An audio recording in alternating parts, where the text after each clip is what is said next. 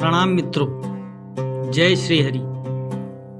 मित्रों, भगवान विष्णु के 10 अवतारों में से सर्वप्रथम अवतार मत्स्य अवतार है, जिसके कारण में आज हम इस वीडियो में बात करेंगे। मित्रों, एक दिन राजा सत्यव्रत सुबह सुबह नदी में स्नान करके भगवान सूर्य को अर्घ दे रहे थे। तभी उनके हाथ में भरे पानी में मछली आ जाती है। आश्चर्य तो यह है कि वह मछली बोल रही थी।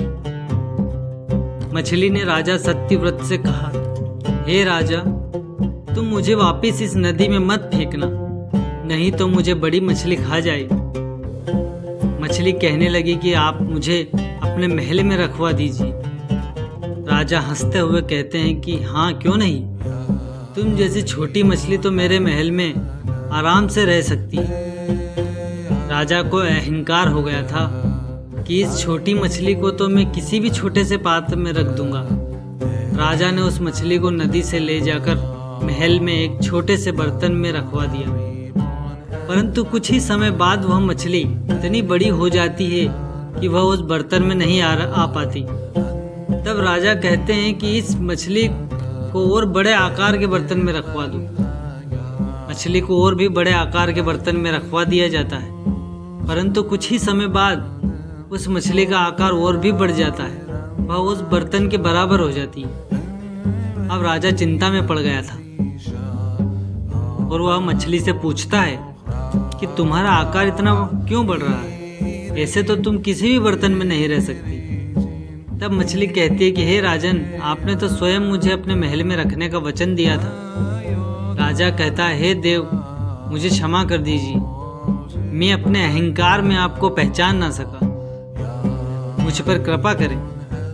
तब मछली ने कहा, हे राजन, तुम मुझे उसी नदी में छोड़ाओ जहाँ से तुम मुझे लेकर आए थे। राजा सत्यव्रत अपनी सेना के साथ उस मछली को उस नदी में छोड़ देता है। जैसे ही वह मछली नदी में जाती है, उस मछली में स्वयं भगवान विष्णु प्रकट होते हैं और राजा सत्यव्रत को दर्शन देते हैं। भगवान विष्णु कहते हैं, हे राजन, अब पृथ्वी के प्रलय का समय आ गया है। आज से 7वें दिन तीनों लोक जल प्रलय से डूब जाएंगे। तब मेरी प्रेरणा से तुम्हारे पास एक विशाल नौका आएगी। तब तुम समस्त प्राणियों के सूक्ष्म शरीरों को लेकर और सप्त ऋषियों के साथ उस नौका में चढ़ जाना और साथ में समस्त धान के बीजों को रख लेना। जब प्रचंड आंधी तूफान के कारण तुम्हारी नाव डगमगाएगी, तब मैं इसी मत्स्य रूप में वहां आऊंगा और तुम लोग वासु की नाक की सहायता से मेरे सिंग को बांध देना। और इसके बाद जब तक ब्रह्मदेव की रात रहेगी, मैं समुद्र में तुम्हारी नाव खींचता रहूंगा। उस समय जब तुम जो भी प्रश्न करोगे, मैं तुम्हारे सारे उत्तर दूंगा और उस सच्चे ज्ञान का बोध कराऊंगा, जिससे तुम्हारे मन का समस्त अंधकार मिट जाएगा। जब प्रलय समाप्त होगा तो तुम स्वयं मनु बनकर एक मनवांतर तक सृष्टि का राज संभालोगे।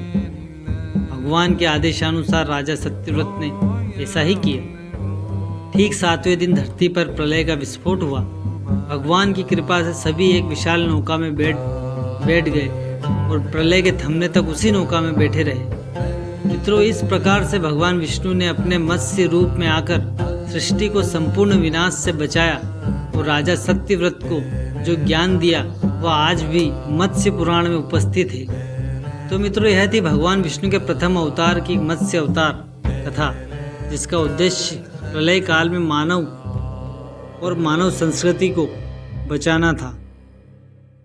ओम नमो नारायण। मित्रों।